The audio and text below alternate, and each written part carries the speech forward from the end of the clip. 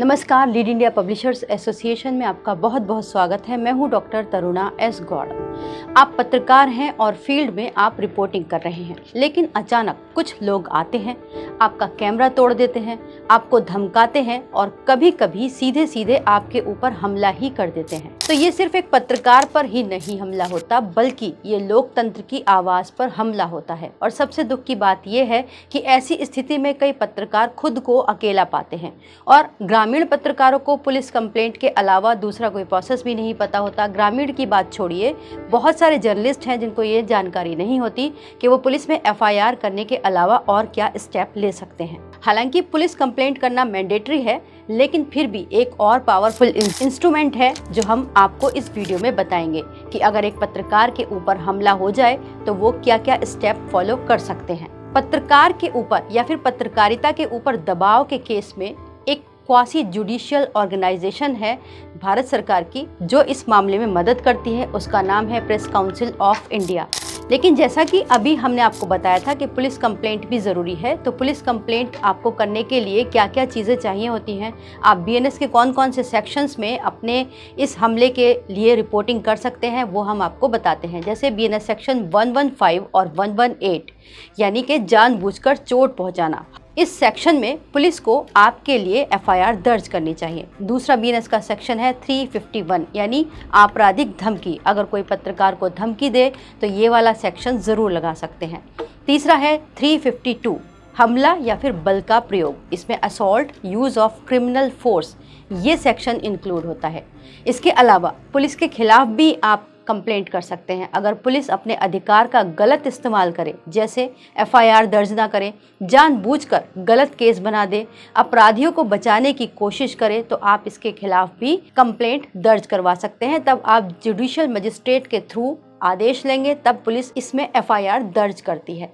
अब हम आते हैं प्रेस काउंसिल ऑफ इंडिया पर। पहले आपने इन सेक्शंस के तहत या फिर जो और भी सेक्शंस आपके केस में लागू होते हैं उनके साथ आपने पुलिस कंप्लेंट दर्ज करवाई। पुलिस डायरेक्ट अगर कंप्लेंट दर्ज नहीं कर रही तो आप मजिस्ट्रेट से आदेश लेकर एफआईआर करवाएं। अब पीसीआई के बारे में थोड़ा सा जान लेते हैं, क्योंकि यहाँ पर आपको बड़ी हेल्प मिल पाएगी।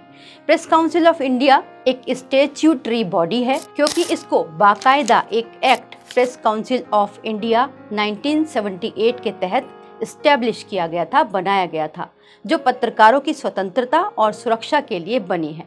तो अगर पत्रकार पर हमला होता है, मारपीट हुई हो, रिपोर्टिंग करने से रोका गया हो, सरकार या फिर कोई पावरफुल व्यक्ति रिपोर्टर पर दबाव बना रहा हो, प्रेस को मिलने वाली सुविधाएं जैसे पास, एंट्री इससे डिनाई कर रहा हो, तो ऐसे मामलों की रिपोर्ट दर्ज यहाँ पर की जाती है।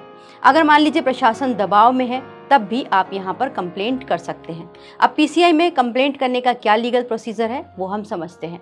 Press council of India act 1978 के सेक्शन 13 के तहत आप यहाँ पर कंप्लेंट करेंगे। इसका स्टेप बाय स्टेप प्रोसीजर हम आपको बताते हैं। सबसे पहले आपको एक लिखित कंप्लेंट तैयार करनी है, जिसमें आप अपना नाम, अगर आप किसी ऑर्गेनाइजेशन में रिपोर्टर हैं तो उस ऑर्गेनाइजेशन का नाम, पूरी घटना का विवरण, कब, क्यों, कहाँ, कैसे, क्या हुआ था, किसने हमला किया या फिर हस्तक्षेप किया।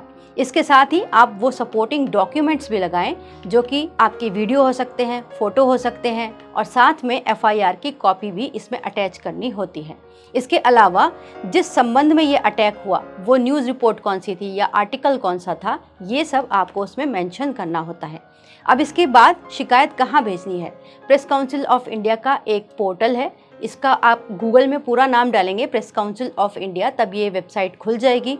वहाँ पर आप अपनी कंप्लेंट को या तो आप ऑनलाइन डायरेक्ट दर्ज कर सकते हैं या फिर आप ये सभी चीज़ें बाय पोस्ट उनको भेज सकते हैं, लेकिन इसमें पुलिस कंप्लेंट होना ज़रूरी है। अब जब आपकी शिकायत वहाँ पहुँचेगी तो पीसीआई क्या करेगा। सबसे पहले पीसीआई एक नोटिस जारी करेगा, दोनों पक्षों को बुलाएगा और दोनों की बात को सुनेगा। फिर एक जांच बैठेगी। अगर मामला सही पाया जाता है, मतलब पत्रकार के ऊपर हमला हुआ है तो या फिर कोई भी दबाव है, तो पीसीआई इसमें वार्निंग देगी, एडमोनिशन या फिर सेंसर जारी कर सकती है। महत्वपूर्ण बात यह है, जो कम लोग जानते हैं, कि पीसीआई खुद सज़ा जैसे कि जेल या फिर फाइन नहीं करता, और साथ ही जो अदालतों में यानी कोर्ट के अंदर ऑलरेडी केसेस चल रहे हैं उन मामलों में हस्तक्षेप नहीं करता। लेकिन फिर भी पीसीआई की जो रिपोर्ट होती है, जो आदेश होता है, वो सरकार और संस्थाओं पर बहुत स्ट्रॉन्ग मॉरल प्रेशर क्रिएट करता है। हम आपको पीसीआई का एक लिंक भी नीचे दे देते हैं ताकि आपको वेबसाइट पर डायरेक्ट जाने में सुविधा हो। तो अगर आपके ऊपर भी ऐसे ही रिपोर्टिंग के दौरान अटैक हो जाए या फिर आपको अननेसेसरी प्रेशराइज किया जाए तो आप पीसीआई में सेक्शन 13 के तहत कंप्लेंट दर्ज कर सकते हैं। अगर आपको ये वीडियो अच्छा लगे तो इसे लाइक कीजिएगा, शेयर कीजिएगा अपने सभी पत्रकार साथियों के साथ और चैनल को सब्सक्राइब ज़रूर कीजिएगा। वीडियो देखने के लिए बहुत बहुत धन्यवाद।